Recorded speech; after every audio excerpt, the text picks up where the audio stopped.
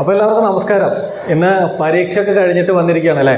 Village field അസിസ്റ്റൻറ്റിൻ്റെ പരീക്ഷയൊക്കെ എഴുതി തളർന്നിരിക്കുകയാണ്. നമുക്കതിൽ കണക്കിൻ്റെ ഭാഗത്ത് നിന്ന് എത്ര മാർക്ക് നിങ്ങൾ നേടിയെന്നറിയണ്ടേ. നമ്മുടെ ഓൺലൈൻ ക്ലാസ്, സൗജന്യ ഓൺലൈൻ ക്ലാസ്സിൽ പങ്കെടുത്തവർക്ക് ഭൂരിഭാഗം ചോദ്യങ്ങളും ചെയ്യാൻ പറ്റിയിട്ടുണ്ടാകും എന്നാണ് വിശ്വസിക്കുന്നത്. കാരണം നമ്മൾ തുടങ്ങിയിട്ട് കുറച്ച് കാലമായിട്ടുള്ളൂ. നമ്മൾ മൊത്തം ഭാഗങ്ങളും കവർ ചെയ്യാനുള്ള ഒരു സമയം നമുക്ക് കിട്ടിയിട്ടില്ല. പക്ഷേ കൃത്യമായിട്ട് നമ്മുടെ ഓൺലൈൻ ക്ലാസ്സിൽ പങ്കെടുക്കുന്നവർക്ക് തരക്കേടില്ലാത്തൊരു മാർക്ക് ഈ പരീക്ഷാ പേപ്പറിൽ നിന്ന് കിട്ടിയിട്ടുണ്ടാകും. അപ്പോൾ നമുക്ക് ഓരോ ചോദ്യങ്ങളായിട്ട് നോക്കാം. ഓക്കെ, നമ്മൾ അധികം സംസാരിച്ച് സമയം കളയുന്നില്ല. ഒന്നാമത്തെ ചോദ്യത്തിലേക്ക് കിടക്കുന്നു. ആകെ 10 ചോദ്യങ്ങളാണ് പരീക്ഷാ പേപ്പറിൽ ഉണ്ടായിരുന്നത്. ഒന്നാമത്തെ ചോദ്യം 18 - 6 × 3 × 4. നമ്മൾ പഠിച്ചിട്ടുണ്ട്. ഒന്നിലധികം മാത്തമാറ്റിക്കൽ ഓപ്പറേഷൻസ് ഒറ്റ കണക്കിൽ വന്നു കഴിഞ്ഞാൽ ഏത് ക്രമത്തിൽ ചെയ്യണം എന്ന് നമ്മൾ പഠിച്ചിട്ടുണ്ട്.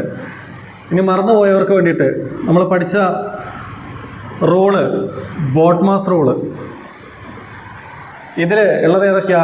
ഡിവിഷൻ ഉണ്ട് അല്ലേ, ഡിവിഷനുണ്ട്, മൾട്ടിപ്ലിക്കേഷൻ ഉണ്ട്,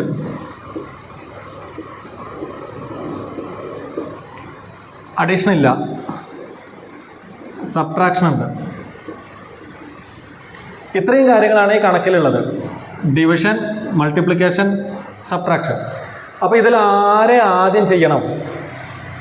ഈ ക്രമം നോക്കിയാൽ മതി. ഇതിൽ ആദ്യം കിടക്കുന്ന ആൾ ആദ്യം ചെയ്യണം, അവസാനം കിടക്കുന്ന ആൾ അവസാനം ചെയ്യണം. ആദ്യം കിടക്കുന്ന ആൾ ഡിവിഷൻ. ആരൊക്കെ തമ്മിൽ ചെയ്യണം? 6 / 3. ഇപ്പോൾ 18 നമ്മൾ എഴുതി. മൈനസ് 6 × 3, 6 × 3 2 × 4. അപ്പോൾ നമ്മൾ ഡിവിഷൻ ചെയ്ത് കഴിഞ്ഞു. അടുത്തത് മൾട്ടിപ്ലിക്കേഷനും ഉണ്ട്, സബ്ട്രാക്ഷനും ഉണ്ട്. മൾട്ടിപ്ലിക്കേഷനും സബ്ട്രാക്ഷനും ആദ്യം ചെയ്യണം?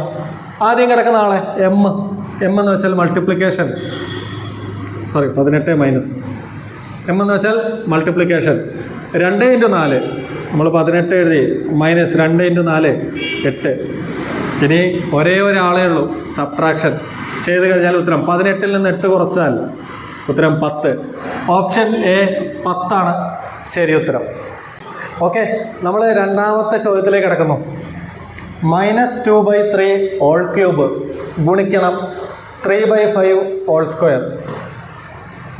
നമ്മൾ പഠിച്ചിട്ടുണ്ട്.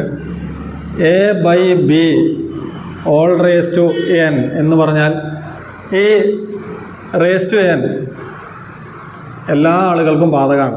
a/n/b/n അറിയാലോ.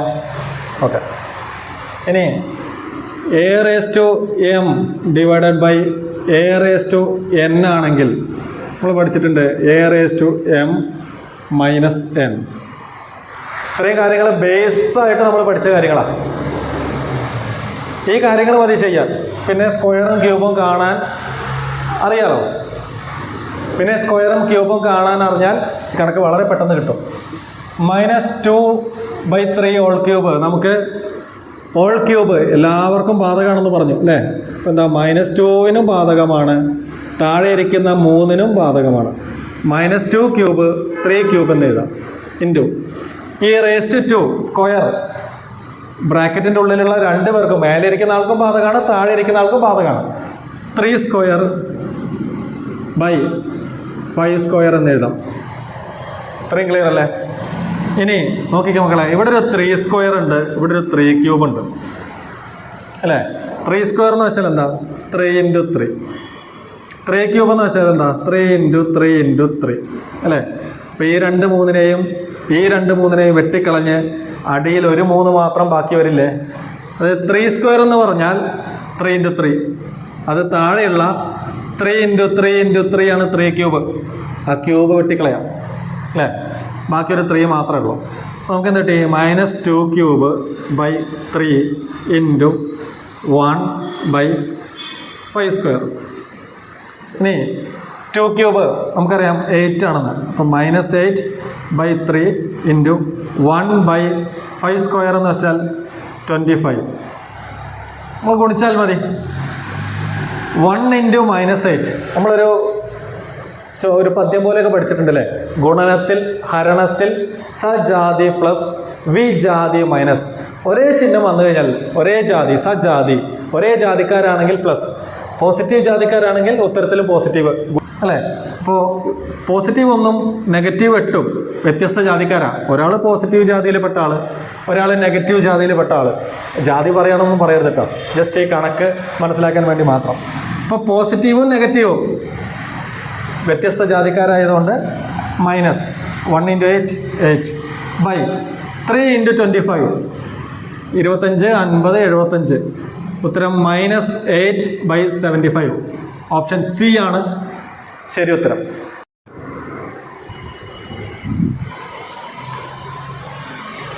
നമ്മളപ്പോൾ മൂന്നാമത്തെ ചോദ്യത്തിലേക്ക് കടക്കുകയാണ്.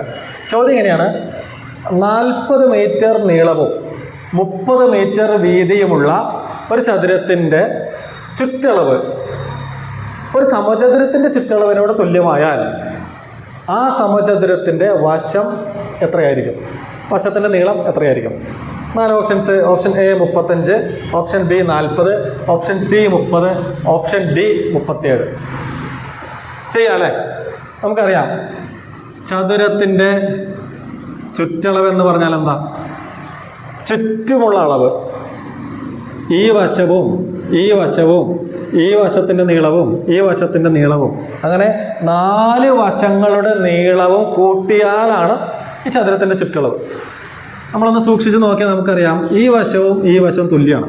അതായത് ഇവിടെ 13 സെൻറ്റിമീറ്റർ ആണെങ്കിൽ മേലെയും 13 സെൻറ്റിമീറ്റർ ആയിരിക്കും. ഈ വശവും ഈ വശവും തുല്യമാണ് അല്ലേ? ഒരു ചതുരത്തിൻ്റെ പ്രത്യേകത നമുക്കറിയാം, എതിർവശങ്ങൾ തുല്യമായിരിക്കും. ഓപ്പോസിറ്റ് കിടക്കുന്ന സൈഡുകൾ എപ്പോഴും ഈക്വൽ ആയിരിക്കും. അങ്ങനെയാണെങ്കിൽ ഇത് എയും ഇത് ബിയും ആണെങ്കിൽ ബാക്കി 2 വശങ്ങൾ ഏതായിരിക്കും? ഇതും എ ആയിരിക്കും, ഇത് ബി ആയിരിക്കും അല്ലേ? Opposite side.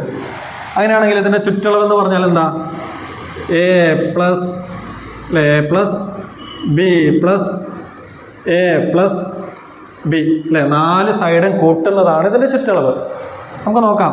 ഒരു എ മൊത്തം 2 എ പ്ലസ് ഒരു ബി മൊത്തം 2 ബി.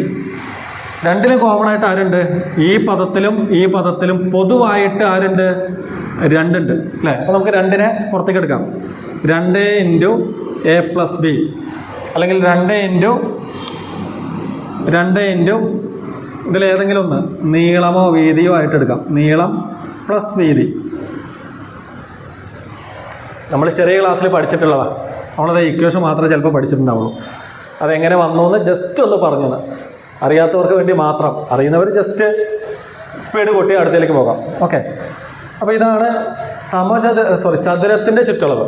ഇനി സമചതുരാണെങ്കിലോ? സമചതുരത്തിൻ്റെ പ്രത്യേകത എന്താ? 4 വശങ്ങളും തുല്യമായിരിക്കും അല്ലേ?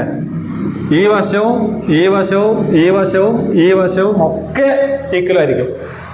ഇത് എ ആണെങ്കിൽ, ഇതിൻ്റെ ലെങ്ത്ത് എ ആണെങ്കിൽ ഈ സൈഡും എ ആയിരിക്കും, മേലത്തെ സൈഡും എ ആയിരിക്കും, ഇപ്പുറത്തെ സൈഡും എ ആയിരിക്കും. എന്ന് വെച്ചാൽ എന്താ? സമചതുരത്തിൻ്റെ ചുറ്റളവ് എന്താ? എ പ്ലസ്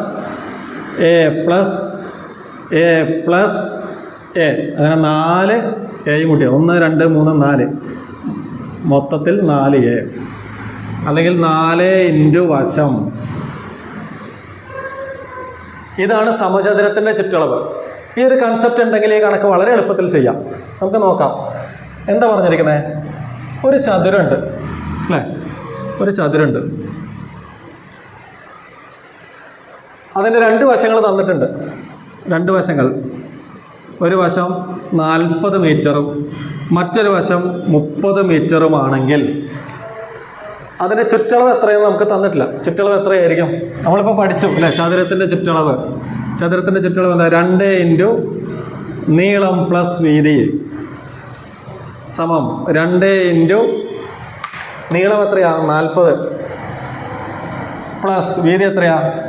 30 സമം 2 × 40 30 70 സമം 2 × 70 140 മീറ്റർ എന്ന് കിട്ടി.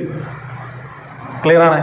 അപ്പോൾ 140 മീറ്ററാണ് ചതുരത്തിൻ്റെ ചുറ്റളവ്. ചോദ്യത്തിൽ എന്താ പറഞ്ഞത്?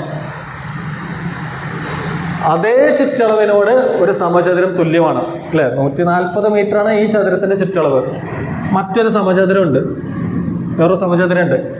അതിൻ്റെ ചുറ്റളവ് നോക്കിയാലും 140 തന്നെയാണ് അല്ലേ. ഇവരുടെ രണ്ടും ചുറ്റളവ് തുല്യം എന്ന് പറഞ്ഞിരിക്കുന്നത്, തുല്യമായാൽ എന്ന് പറഞ്ഞിട്ടുണ്ട്. അപ്പോൾ ഈ ചതുരത്തിൻ്റെ ചുറ്റളവ് 140 മീറ്റർ എന്ന് നമുക്ക് കിട്ടി.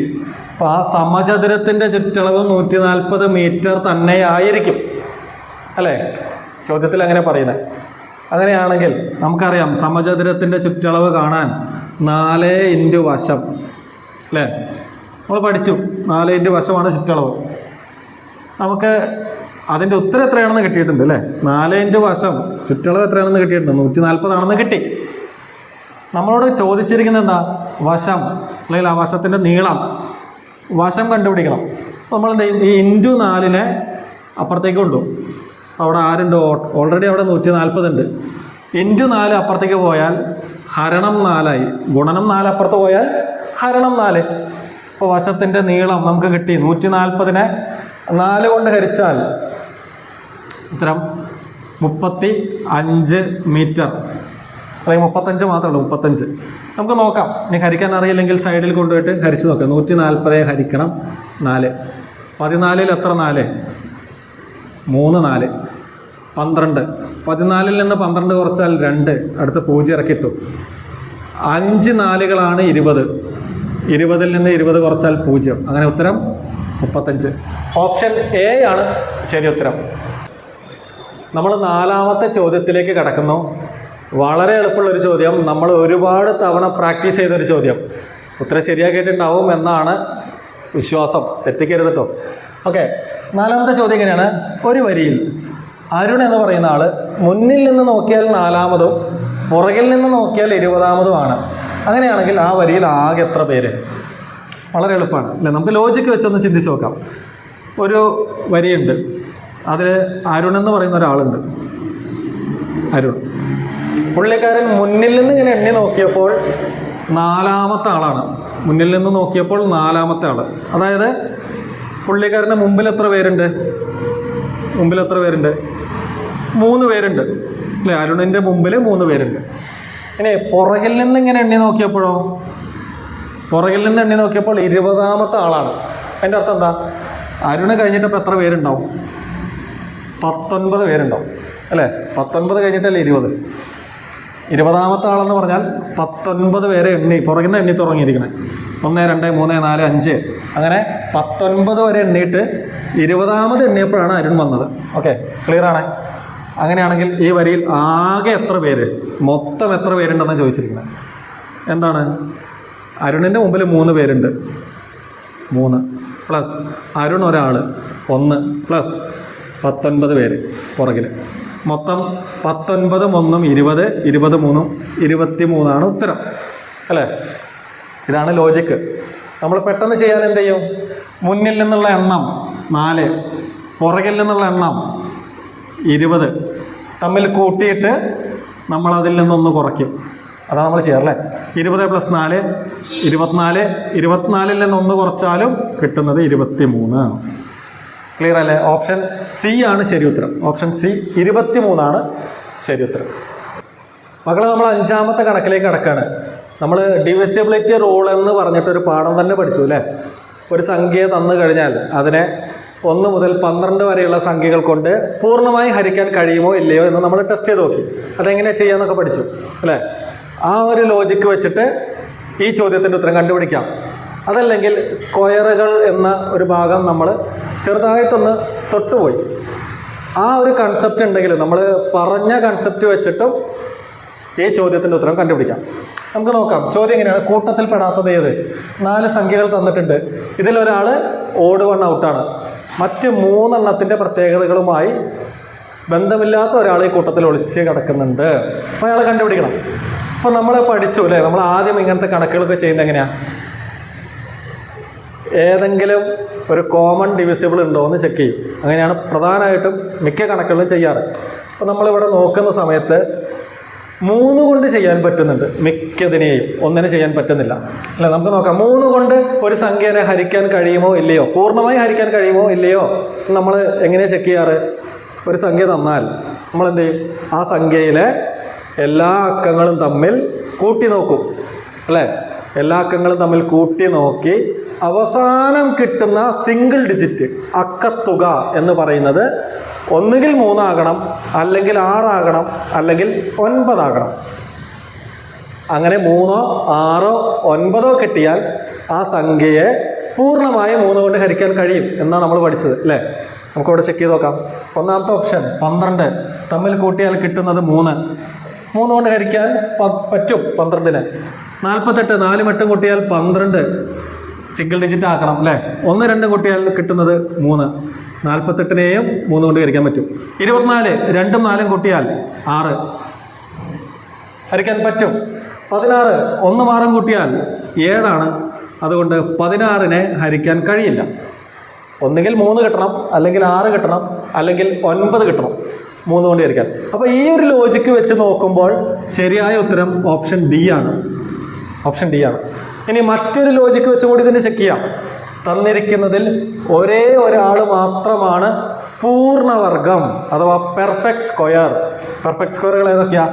1-ന്റെ സ്ക്വയർ 1, 2-ന്റെ സ്ക്വയർ 4, 3-ന്റെ സ്ക്വയർ 9, 4-ന്റെ സ്ക്വയർ 16, 5-ന്റെ സ്ക്വയർ 25, 6-ന്റെ സ്ക്വയർ 36, 7-ന്റെ സ്ക്വയർ 49, അങ്ങനെ പോകും. അറിയാലോ? അപ്പോൾ തന്നിരിക്കുന്ന കൂട്ടത്തിൽ ഒരേ ഒരു പെർഫെക്റ്റ് സ്ക്വയർ 4-ന്റെ സ്ക്വയർ 16 മാത്രമേ ഉള്ളൂ. ആ ഒരു ലോജിക്ക് വെച്ച് നോക്കിയാലും ശരി ഉത്തരം ഓപ്ഷൻ ഡി ആണ്. മക്കളെ, നമ്മളിപ്പോൾ 6ാമത്തെ ചോദ്യത്തിലേക്ക് കടക്കുന്നു. ചോദ്യം 6-ന്റെ ആദ്യത്തെ 6 ഗുണിതങ്ങളുടെ മാധ്യം എത്ര? മാധ്യം 2 തരത്തിലാണ് കാണുന്നത്. ഇനി ഏതാണെങ്കിലും 2 തരത്തിൽ ചെയ്താലും ഒരു ഉത്തരമല്ലേ കിട്ടേണ്ടത്? 2 തരത്തിൽ ചെയ്താലും നമുക്ക് ചെയ്ത് നോക്കാം. മാധ്യം നമ്മൾ പഠിച്ചത് മീനെന്നാണ് അല്ലേ? ശരാശരി തന്നെയാണ് മാധ്യം. മീനെന്ന് പറഞ്ഞാൽ ആവറേജ് തന്നെയാണെന്നാണ് നമ്മൾ പഠിച്ചത്. അങ്ങനെയാണെങ്കിൽ 6-ന്റെ ആദ്യത്തെ 6 ഗുണിതങ്ങൾ നമ്മൾ പെട്ടെന്ന് ചെയ്യാൻ എന്ത് ചെയ്യും? 6-ന്റെ ആദ്യത്തെ 6 ഗുണിതങ്ങൾ എന്ന് വെച്ചാൽ ഏതാ? 6, രണ്ടാമത്തെ ഗുണിതം 12, 18, നാലാമത്തെ ഗുണിതം 24, 30, 36. ഇതാണ് 6-ന്റെ ആദ്യത്തെ 6 ഗുണിതങ്ങൾ. ഇവയുടെ മാധ്യം കണ്ടുപിടിക്കണം, ശരാശരി കണ്ടുപിടിക്കണം. എന്താണ്? ഒന്നുകിൽ എല്ലാവരെയും തമ്മിൽ കൂട്ടാം, എന്നിട്ട് 6 കൊണ്ട് ഹരിക്കാം. എങ്ങനെ ചെയ്താലും ഒരേ ഉത്തരം. നമുക്ക് സമയം കുറവാണ് അല്ലേ? പെട്ടെന്ന് ഉത്തരം കണ്ടുപിടിക്കണം. അപ്പം നമ്മൾ അതിനൊരു ട്രിക്ക് പഠിച്ചിരുന്നു. 6-ന്റെ എന്ന് പറഞ്ഞപ്പോൾ നമ്മൾ 6 എഴുതി, ഇൻറ്റു ആദ്യത്തെ 6 ഗുണിതങ്ങൾ എന്ന് പറഞ്ഞപ്പോൾ നമ്മൾ 1 ചേർത്തു. ആദ്യത്തെ 6 എന്ന് പറഞ്ഞപ്പോൾ നമ്മൾ 7 എഴുതി, ബൈ 2. 6 × 7, 7 6 42, ബൈ 2. 42-ന്റെ പകുതി 21. അങ്ങനെ പഠിച്ചത് ഓർമ്മയുണ്ടാവല്ലോ. ഓക്കെ. ഒന്നുകിൽ തന്നിരിക്കുന്ന സംഖ്യകളെ ചെറുതിൽ നിന്ന് വലുതിലേക്കോ വലുതിൽ നിന്ന് ചെറുതിലേക്കോ ആരോഹണ ക്രമത്തിലോ അവരോഹണ ക്രമത്തിലോ ക്രമമായിട്ട് എഴുതും. ഇതിപ്പോൾ ചെറുതിൽ നിന്ന് വലുതിലേക്കാണ് കിടക്കുന്നത്. എന്നിട്ട് എന്ത് ചെയ്യും? അതിൽ നടുവിലുള്ള ആളായിരിക്കും മാധ്യം. ഇതിൽ നടുവിൽ കൃത്യമായിട്ട് നമുക്കൊരാളെ എടുക്കാൻ പറ്റില്ല. 2 ആളുകൾ വരും നടുവിൽ അല്ലേ? 18ഉം 24ഉം വരും. 18ഉം 24ഉം വന്നാൽ നമ്മൾ എന്ത് ചെയ്യും? അവരെ തമ്മിൽ കൂട്ടും, പകുതി കാണും, ബൈ 2. 24, 8, 32, 10, 42-ന്റെ പകുതി. അങ്ങനെ ചെയ്താലും കിട്ടുന്നത് 21. ഇനി വേറൊരു തരത്തിലും ചെയ്യും അല്ലേ? വേറൊരു തരത്തിലും ചെയ്യും. എന്താ? ആദ്യത്തെ പദവും അവസാനത്തെ പദവും നമ്മുടെ കയ്യിലുണ്ട്. ആദ്യത്തെ ആളും നമ്മുടെ കയ്യിലുണ്ട്, അവസാനത്തെ ആളും നമ്മുടെ കയ്യിലുണ്ട്. നമ്മളെന്ത് ചെയ്യും? ഇവർക്കിടയിലുള്ള ഗ്യാപ്പ് തുല്യമാണ്. അതുകൂടി ശ്രദ്ധിക്കണം. ഇവർക്കിടയിലുള്ള ഗ്യാപ്പ് തുല്യമാണ്. അങ്ങനെയാണെങ്കിൽ അവർക്കിടയിലുള്ള ഗ്യാപ്പ് തുല്യമാണെങ്കിൽ ആദ്യത്തെ ആളെയും അവസാനത്തെ ആളെയും നമ്മൾ കൂട്ടും, എന്നിട്ട് അവരുടെ പകുതി കാണും. 36 + 6 42, ബൈ 2. അവരുടെ പകുതി കണ്ടാൽ 21. നമ്മൾ 3 തരത്തിൽ ചെയ്ത് നോക്കിയപ്പോഴും കിട്ടിയ ഉത്തരം 21 നിർഭാഗ്യവശാലോ ഭാഗ്യവശാലോ അത് ഓപ്ഷനിൽ ശരിയായ ഉത്തരമില്ല. ഇപ്പോൾ ചിലവർ 21 ഉണ്ട്, ഓപ്ഷനിൽ അതില്ല. 21-നോട് ചേർന്ന് കിടക്കുന്ന ഒരു സാധനം അവിടെ കിടക്കുന്നുണ്ട്, 24. കിടക്കട്ടെ എന്ന് പറഞ്ഞ് ചില ആളുകൾ ഓപ്ഷൻ ഡി കറപ്പിച്ചിട്ടുണ്ടാവും. ചെയ്യരുത് മക്കളെ. നമ്മൾ അടുത്ത ചോദ്യത്തിലേക്ക് കിടക്കുന്നു. ഇങ്ങനത്തെ ഓരോ ചോദ്യങ്ങൾ കിട്ടുന്നത് ശരിക്കും ഭാഗ്യമാണ്. എത്ര സിമ്പിളായ ചോദ്യമാണ്. പക്ഷേ പോയിൻ്റൊക്കെ കാണുമ്പോൾ ചില ആളുകൾ ഇതെന്തോ വലിയ സാധനമാണ്, എന്നെക്കൊണ്ട് പറ്റൂല എന്ന് വിചാരിച്ചിട്ട് സ്കിപ്പ് ചെയ്യും. ചോദ്യം ഇതാണ്, 53.6 എന്ന സംഖ്യ 72.29 എത്ര കുറവാണ്? ഈ സംഖ്യയേക്കാൾ എത്ര കുറവാണ് ഈ സംഖ്യ? എങ്ങനെ കണ്ടുപിടിക്കാം? ഇതിൽ നിന്ന് ഇത് മൈനസ് ചെയ്താൽ പോരെ? മതി അല്ലേ? നമ്മളെന്ത് ചെയ്യും? 72.29 നിന്നും 53.6 മൈനസ് ചെയ്യും. എങ്ങനെ ചെയ്യും? ഇവിടെ 6 എന്ന് വെച്ചാൽ 60 എന്നിട്ടാലും കുഴപ്പമൊന്നുമില്ല. 9 നിന്ന് ഒന്നും പോകാനില്ല, അപ്പോൾ 9 അങ്ങനെ ഇറക്കിയിട്ടു. 2 നിന്ന് 6 പോകുമോ? ഇല്ല. ചെറുതിൽ നിന്ന് ഒരിക്കലും വലുത് കുറയ്ക്കാൻ പറ്റില്ല. നമ്മൾ ചെയ്യുന്ന പരിപാടി എന്താ? അപ്പുറത്തുള്ളവൻ്റെ കയ്യിൽ നിന്ന് നമ്മൾ ഒന്നിങ്ങോട്ട് വാങ്ങിക്കും. 2 നിന്ന് 1 അങ്ങോട്ട് കൊടുത്താൽ ഇവിടെ 2 എന്നുള്ളത് 12 ആവും, ഇവിടെ 2 എന്നുള്ളത് 1 ആകും. 12 നിന്ന് 6 പോയാൽ 6 പോയിന്റ്. 1 നിന്ന് 3 കുറയ്ക്കാൻ പറ്റുമോ? പറ്റില്ല. നമ്മളെന്ത് ചെയ്യും? വീണ്ടും അപ്പുറത്തോൻ്റെ കയ്യിൽ നിന്ന് കടം വാങ്ങിക്കും. 7 നിന്ന് അപ്പുറത്തേക്ക് കടം വാങ്ങിച്ചാൽ 11, 7 6 മാറും. 11 നിന്ന് 3 കുറയ്ക്കാൻ പറ്റും. 11 നിന്ന് 3 കുറച്ചാൽ 8, 6 നിന്ന് 5 കുറച്ചാൽ 1. അങ്ങനെ ഉത്തരം 18.69, ഓപ്ഷൻ ബി. ചില ആളുകൾ എന്ത് ചെയ്യുന്നറിയോ? ഇയാളെയും തമ്മിൽ കൂട്ടി നോക്കും. കൂട്ടാൻ എളുപ്പമല്ലേ? 53.60 പ്ലസ് 72.29 കൂട്ടി നോക്കും. 9, 8, 5, 12. ചില ആളുകൾ ഇങ്ങനെ ചെയ്യും എന്ന് ധാരണയുള്ളത് കൊണ്ടാണ് ഓപ്ഷനിൽ അതും കൊടുത്തിരിക്കുന്നത്. അതുകൊണ്ട് ദയവായി ഇങ്ങനത്തെ മണ്ടത്തരങ്ങളൊന്നും ചെയ്യരുത്. ചോദ്യം കൃത്യമായി മനസ്സിലാക്കുക, ആലോചിച്ച് ചെയ്യുക. ശരിയുത്തരം ഉണ്ടെങ്കിൽ മാത്രം കറുപ്പിക്കുക. ഓക്കെ, നമ്മൾ 8ാമത്തെ ചോദ്യത്തിലേക്ക് എത്തിയിരിക്കുകയാണ്. ചോദ്യം ഇതാണ്, 1, 2, 4 അങ്ങനെ തുടർന്ന് പോകുന്ന ഒരു സംഖ്യാശ്രേണിയിലെ 10ാമത്തെ പദമെത്ര? സമാന്തര ശ്രേണി എന്നൊന്നും ചോദ്യത്തിൽ പറഞ്ഞിട്ടില്ല, സംഖ്യാശ്രേണിയെന്നേ പറഞ്ഞിട്ടുള്ളൂ. ഓക്കെ, അപ്പോൾ എന്തോ ഒരു പ്രത്യേകതയുള്ള ഒരു ശ്രേണി നമ്മളിവിടെ നോക്കും. സാധാരണ ചെയ്യുന്നത് എന്താണെന്നറിയോ? ഇങ്ങനെ എഴുതി നോക്കും. ഇവർക്കിടയിലുള്ള ഗ്യാപ്പ് നോക്കും അല്ലേ?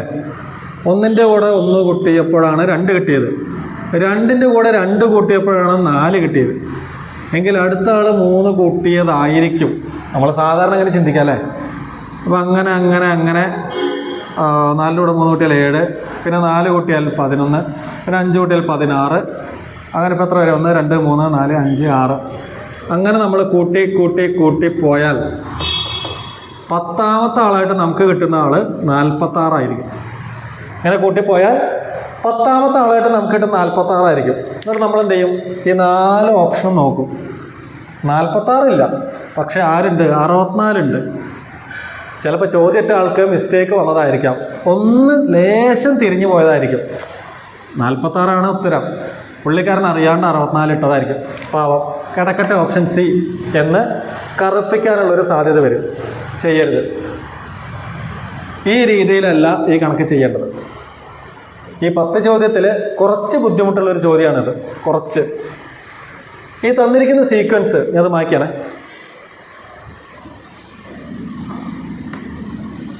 1, 2, 4 ഇങ്ങനെ തുടരുന്ന ഈ ശ്രേണി പൊതുവെ കുഴപ്പിക്കാറുള്ള ഒരു സംഖ്യാശ്രേണിയാണ്.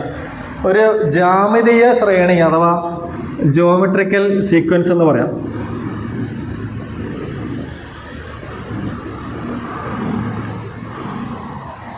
നമ്മൾ പാറ്റേണുകൾ, സീക്വൻസുകൾ എന്ന് പറയുന്ന ഭാഗം എടുക്കുമ്പോൾ ഞാനത് കുറച്ച് ഡീറ്റെയിൽ ആയിട്ട് പറയാം. ഓക്കെ, ഇതിൽ ശ്രേണികളിലെ ഓരോ പദങ്ങളെയും കിട്ടിയത് എങ്ങനെയാണെന്ന് നോക്കാം.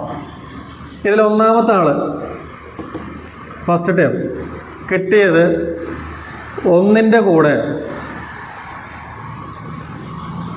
2⁻1 - 1 ചെയ്തപ്പോഴാണ്. എന്ന് വെച്ചാൽ 1 ഗുണം 2 ഇവിടെ 1 1ൽ നിന്ന് 1 കുറച്ചു 0 സമം 1 × 1 സമം 2. 1 × 1 സമം 1. 1ാമത്തെ ആളെ കിട്ടിയത് ഇങ്ങനെയാണ്.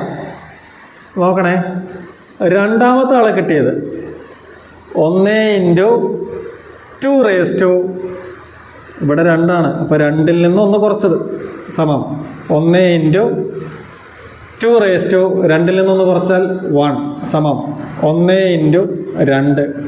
അങ്ങനെയാണ് 2 കിട്ടിയത്. ഓക്കെ, ഇനി മൂന്നാമത്തെ ആൾ A3 കിട്ടിയത് 1 ഇൻറ്റു 2 ഇവിടെ ആര് വരും?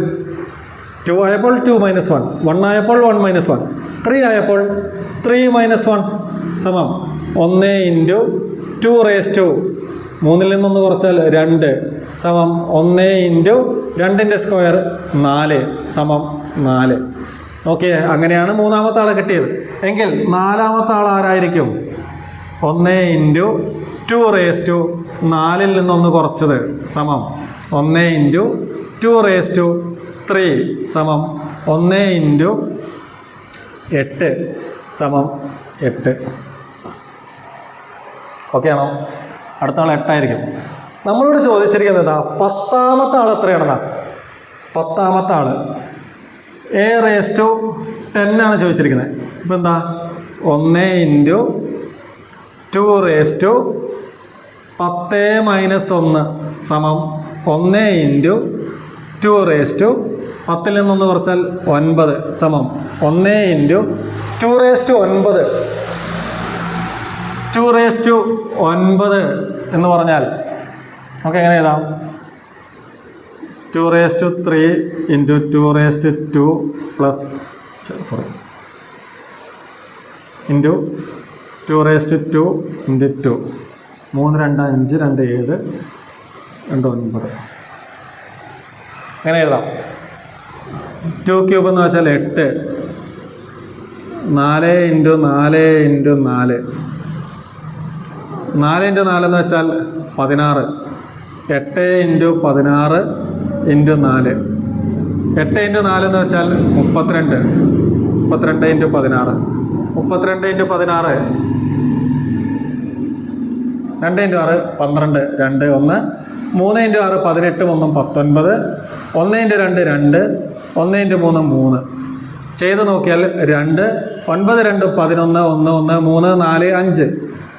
കിട്ടിയ ഉത്തരം നമുക്ക് 512. 1 ഇൻറ്റു 512 എന്ന് വെച്ചാൽ ഉത്തരം 512 തന്നെ. ഓപ്ഷൻ എ ആണ് ശരി ഉത്തരം. ഓക്കെ, നിങ്ങൾക്ക് എവിടെയെങ്കിലും ക്ലാരിറ്റി കുറവ് വരികയാണെങ്കിൽ ഒന്ന് ബാക്കിലേക്ക് അടിച്ചു പോവുക, ഒന്ന് പോസ് ചെയ്യുക, ഒന്നുകൂടി കേൾക്കുക, റിപ്പീറ്റ് ചെയ്ത് കേൾക്കുക. ഇങ്ങനത്തെ നമ്മളെ കുഴപ്പിക്കുന്ന കുറച്ച് ശ്രേണികളുണ്ട്. നമ്മളത് സീക്വൻസ് അല്ലെങ്കിൽ പാറ്റേണുകൾ എന്ന് പറയുന്ന ഭാഗത്തിൽ കുറച്ച് ഡീറ്റെയിൽ ആയിട്ട് ഞാൻ പറഞ്ഞുതരാം. ഓക്കെ, അപ്പോൾ ഈ 10 ചോദ്യങ്ങളിൽ കുറച്ച് ബുദ്ധിമുട്ടുള്ളത്, ഒന്ന് ആലോചിച്ചെടുക്കാൻ ബുദ്ധിമുട്ടുള്ള ഒരേ ഒരു ചോദ്യമായിട്ട് എനിക്ക് തോന്നിയത് ഈ 8ാമത്തെ ചോദ്യമാണ്. ബാക്കിയെല്ലാം വളരെ എളുപ്പമാണ്. ഓക്കെ, നമുക്ക് അടുത്തേക്ക് പോകാം. അങ്ങനെ നമ്മൾ 9ാമത്തെ ചോദ്യത്തിലേക്ക് എത്തി. ചോദ്യം എങ്ങനെയാണ് മക്കളെ? ഒരു ത്രികോണത്തിൽ 3 കോണുകൾ തമ്മിലുള്ള അംശബന്ധം തന്നിട്ടുണ്ട് 5:3:4. അങ്ങനെയാണെങ്കിൽ ആ ത്രികോണത്തിലെ ചെറിയ കോണിൻ്റെ അളവ്, ചെറിയ കോൺ എത്രയാണെന്ന് ചോദിച്ചിരിക്കുന്നത്. നമ്മൾ ചെറിയ ക്ലാസ്സിലൊക്കെ പഠിച്ചിട്ടുണ്ട്. ഒരു ത്രികോണത്തിന് 3 കോണുകളുണ്ട്. ആ 3 കോണളവുകളും തമ്മിൽ കൂട്ടിയാൽ എത്രയും നമ്മൾ പഠിച്ചിട്ടുണ്ട്. ഇത് A ഡിഗ്രി, ഇത് B ഡിഗ്രി, ഇത് C ഡിഗ്രി ആണെങ്കിൽ ആ 3 കോണളവുകളും തമ്മിൽ കൂട്ടിയാൽ കിട്ടുന്നത് 180 ഡിഗ്രി ആണെന്ന് നമ്മൾ ചെറിയ ക്ലാസ്സിൽ പഠിച്ചതാണ് അല്ലേ? ഈ ഒരു കൺസെപ്റ്റ് മതി. പിന്നെ അംശബന്ധം എന്ന് പറയുന്ന സിമ്പിൾ ലോജിക്കും കൂടി മനസ്സിലാക്കിയാൽ നമുക്ക് പെട്ടെന്ന് ചെയ്യാം. നമ്മളിവിടെ ചെയ്യുന്നത്, നമ്മളെന്ത് ചെയ്യും? തന്നിരിക്കുന്ന അംശബന്ധം 5:3:4 അല്ലേ? ചെറിയ കോണാണ് ചോദിച്ചിരിക്കുന്നത്. അപ്പോൾ തന്നിരിക്കുന്നതിൽ ഏറ്റവും ചെറിയ ആളാരാ മക്കളെ? 3 അല്ലേ? അങ്ങനെയാണെങ്കിൽ ചെയ്യേണ്ടത് ഇത്രയേ ഉള്ളൂ. ചെറിയ ആളെ നമ്മൾ മേലെ എഴുതും. ഇതെല്ലാം കൂടി കൂട്ടിയാൽ കിട്ടുന്ന ഉത്തരം താഴെ എഴുതും. 5 3 8, 8 4 12 താഴെ എഴുതി. അപ്പോൾ 12ൽ 3 ചെറിയ അളവ്. കോണളവ് ത്രികോണത്തിൻ്റെ ആയതുകൊണ്ട് മൊത്തം 180 ഡിഗ്രി. അപ്പം 180ൻ്റെ 12ൽ 3 എത്ര എന്നാണ് കണ്ടുപിടിക്കേണ്ടത്. കണ്ടുപിടിക്കാം. എന്താ? 3 12 വെട്ടിക്കളയാം. 3 3ൽ 1 തവണ, 12ൽ 3 4 തവണ, 180 4 വെട്ടിക്കളഞ്ഞാൽ 18ൽ 4 തവണ 16, ബാക്കി 2, 20ൽ 4 5 തവണ.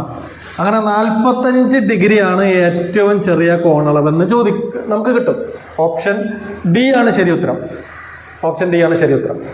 ഇനി മറ്റ് 3 കോണളവ് കൂടി കണ്ടുപിടിക്കാൻ പറഞ്ഞിട്ടുണ്ടെങ്കിൽ, ഇനി വലിയ കോണളവ് കണ്ടുപിടിക്കാൻ പറഞ്ഞെങ്കിലോ നമ്മൾ എന്ത് ചെയ്യും മക്കളെ? എന്ത് ചെയ്യും? എല്ലാം കൂടി കൊട്ടും. 5, 3, 8, 4, 12 താഴെ എഴുതി. വലുതാ ചോദിച്ചത്. തന്നിരിക്കുന്നതിൽ വലുത് ഏതാ? 5 മേലെ എഴുതും. ഇൻറ്റു ത്രികോണത്തിൻ്റെ കോണളവായതുകൊണ്ട് 180 ഡിഗ്രി, 180 സമം. വെട്ടിച്ചെറുതാക്കണ്ടോ നോക്കുക. 2 കൊണ്ട് വെട്ടാം അല്ലേ? 6, 90. 3 കൊണ്ട് വെട്ടാം, 2. വെട്ടിക്കളഞ്ഞാൽ 30. അങ്ങനെ നമുക്ക് 30 × 5 ഇനി വേണമെങ്കിൽ വെട്ടാം. 2, 15. അങ്ങനെ 5 × 15 ഉത്തരം 75 എന്ന് കിട്ടും. Okay, 75 degree. അപ്പോൾ വലുതെന്ന് പറഞ്ഞത് 75, ചെറുതെന്ന് പറഞ്ഞാൽ 45. ഇനി ഇടയിലുള്ള ആളാണ് ചോദിച്ചെങ്കിൽ നമ്മൾ എന്ത് ചെയ്യും? 4 എഴുതും. മൊത്തം കൂട്ടിയിട്ട് നമ്മൾ താഴെ എഴുതും. ഇൻറ്റു ത്രികോണത്തിൻ്റെ 180 വെട്ടും.